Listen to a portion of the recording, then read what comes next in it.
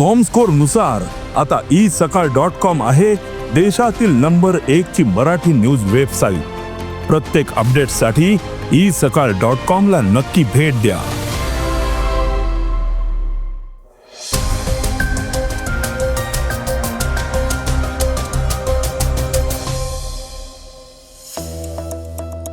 राज्यातील ओबीसी समाजासाठी non creamy layer उत्पन्न मर्यादा वाढवण्याची शिफारस करण्यात आलेली आहे. तर गेटवे ऑफ इंडिया इथल्या डिझेल बोटी आता इलेक्ट्रिक होणार आहेत.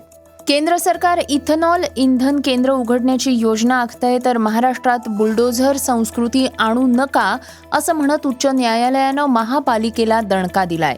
कांगो आणि युगांडामध्ये इबोलाचा उद्रेक झालेला आहे, तर वैभव गोयंका भेटीवर गावस्कर काय म्हणाले आहेत. प्रसिद्ध संगीतकार प्रीतम यांच्यावर चोरीचा आरोप करण्यात आलेला आहे. या बातम्या आपण आजच्या पॉडकास्टमध्ये ऐकणार आहोत. नमस्कार, मी गौरी कुबेर. आज 21 मे वार गुरुवार. तुम्ही ऐकत आहात देशातील नंबर 1 मराठी न्यूज वेबसाईट isakal.comचं पॉडकास्ट. पॉडकास्टची पहिली बातमी ऐकूया तो ओबीसी समाजासाठीची. महाराष्ट्र सरकार इतर मागासवर्गीय समाजाला मोठं प्रोत्साहन देण्याच्या तयारीत आहे. राज्यातल्या ओबीसी समाजासाठी नॉन क्रिमी लेअर उत्पन्न मर्यादा 8 लाख रुपयांवरनं 15 लाख रुपयांपर्यंत वाढवण्याची शिफारस करण्यात आलेली आहे. महसूल मंत्री चंद्रशेखर बावनकुळे यांच्या अध्यक्षतेखाली झालेल्या ओबीसी उपसमितीच्या बैठकीत हा निर्णय घेण्यात आला आणि या प्रस्तावावर लवकरच मुख्यमंत्री देवेंद्र फडणवीस यांच्या बैठकीत चर्चा केली जाईल.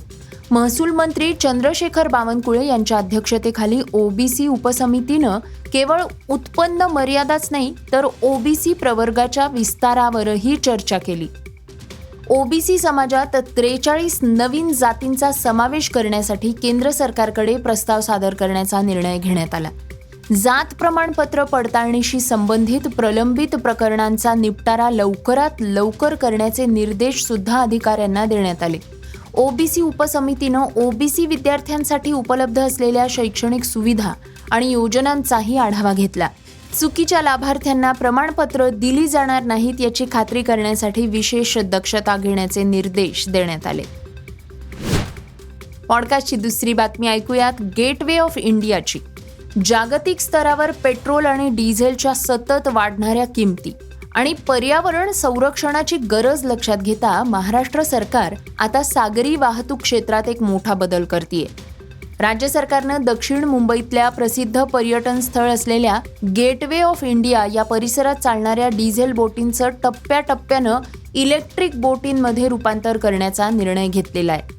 सरकारचा असा विश्वास आहे की या उपक्रमामुळे केवळ इंधनावरचा खर्च लक्षणीयरित्या कमी होणार नाही, तर सागरी प्रदूषण सुद्धा कमी होईल आणि पर्यावरणपूरक पर्यटनाला चालना मिळेल.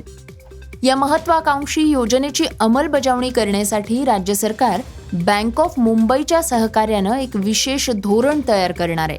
या धोरणाअंतर्गत बोट मालकांना इलेक्ट्रिक बोटी खरेदी करण्यासाठी किंवा जुन्या डिझेल बोटींचं इलेक्ट्रिक प्रणालीमध्ये रूपांतर करण्यासाठी कमी व्याजदरानं विशेष कर्ज दिलं जाईल.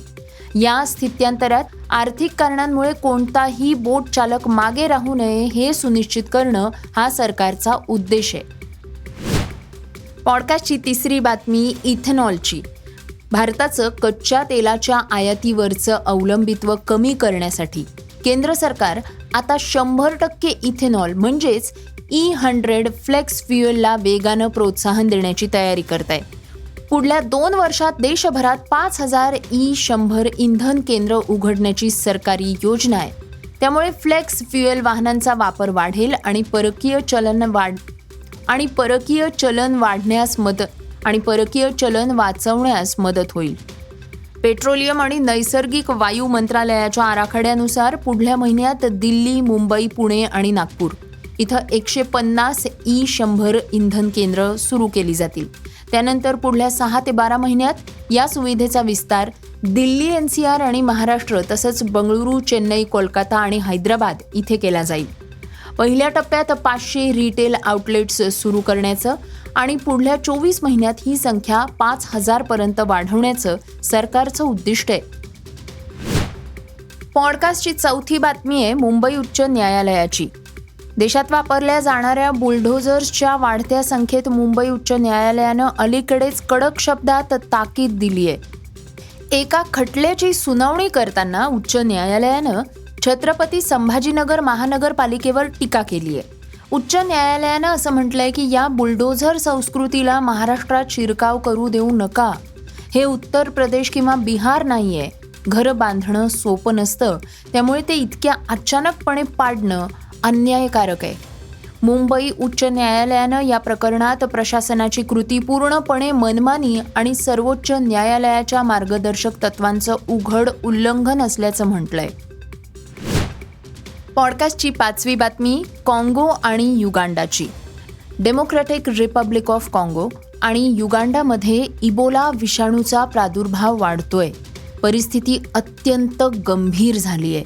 युगांडामध्ये इबोलाच्या रुग्णांची संख्या झपाट्यानं वाढत असल्यामुळे जागतिक आरोग्य संघटनेनं तिथं आरोग्य आणीबाणी जाहीर केली आहे.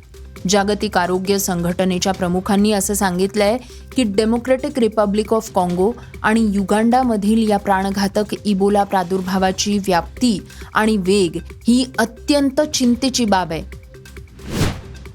पॉडकास्टची 6वी बातमी क्रीडा क्षेत्रातनं. 19 मे रोजी जयपूरमध्ये झालेल्या सामन्यात राजस्थान रॉयल्सनं लखनौ सुपर जायंट्सचा 7 गडी राखून पराभव केला. 15 वर्षीय वैभव सूर्यवंशीनं 38 चेंडूंमध्ये 93 धावांची खेळी करून सामना एकतर्फी बनवला आणि SLGच्या पराभवात महत्त्वाची भूमिका बजावली. सामन्यानंतर संजीव गोयंका पत्नीसह आपल्या संघाची विचारपूस करण्यासाठी त्यांच्याकडे न जाता थेट वैभव सूर्यवंशीकडे गेले. वैभवनं आपल्या नेहमीच्या शैलीत आधी त्या दोघांना पायांना स्पर्श करून त्यांचं स्वागत केलं. संजीव गोयंका पत्नीसह आपल्या संघाची विचारपूस करण्यासाठी त्यांच्याकडे न जाता थेट वैभव सूर्यवंशीकडे गेले. वैभवनं आपल्या नेहमीच्या शैलीत आधी त्या दोघांच्या पायांना स्पर्श करून त्यांचं स्वागत केलं आणि संजीव गोयंका यांनी वैभव सूर्यवंशी याच्याशी संवाद साधला. त्यांचं संभाषण पाहून समालोचन करत असलेल्या सुनील गावस्कर यांनी विनोदी प्रतिक्रिया दिली. गावस्कर म्हणाले आहेत की संजीव गोयंका वैभव सूर्यवंशीला म्हणत असतील, मी पुढच्या वर्षी तुझ्यावर बोली लावेन. यावर आता प्रतिक्रिया येत आहेत. पॉडकास्टची शेवटची बातमी आहे प्रसिद्ध संगीतकार प्रीतम यांची. आगामी कॉकटेल 2 या चित्रपटाबद्दल अधिक बातम्या येत आहेत. चाहते या चित्रपटाची आतुरतेनं वाट पाहतायत. कॉकटेल 2 या चित्रपटातलं प्रीतमचं माशुका हे नवीन गाणं सध्या चर्चेत आहे. लोक शाहिद कपूर आणि कृती सेनन यांच्या उत्कृष्ट केमिस्ट्रीचं आणि सुंदर दृश्यांचं कौतुक करतायत. पण हे गाणं एका मोठ्या वादात सापडलंय. प्रदर्शनापूर्वीच शाहिद कपूर, कृती सेनन आणि रश्मिका मंदना यांचा चित्रपट वादात सापडल्याचं दिसतंय. सोशल मीडियावर लोकांनी असा आरोप केलाय की गाण्याची चाल मूळ नाहीये, ती एका जुन्या परदेशी गाण्याची नक्कल आहे.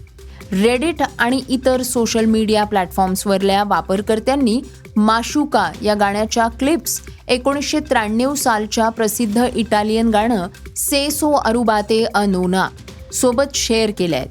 दोन्ही गाणी एकत्र केल्यावर त्यांचे बीट्स आणि चाल किती सारखी आहे हे पाहून लोकांना आश्चर्य वाटलंय. हे होतं isakal.comचं पॉडकास्ट, अर्थात सकाळचं पॉडकास्ट. हे पॉडकास्ट तुम्हाला कसं वाटलं आम्हाला नक्की कळवा. याला रेटिंग द्या आणि इतरांना सुद्धा रेकमेंड करा.